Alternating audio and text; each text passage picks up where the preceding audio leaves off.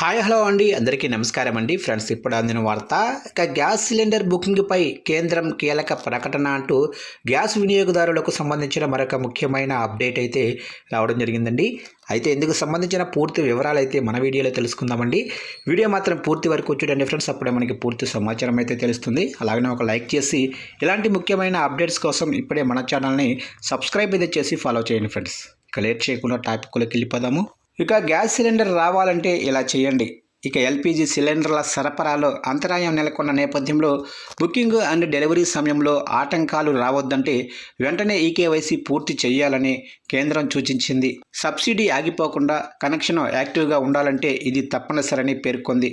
దీనికోసం 1800-233-3555 నంబర్కు లేదా మీ గ్యాస్ ఏజెన్సీని సంప్రదించండి.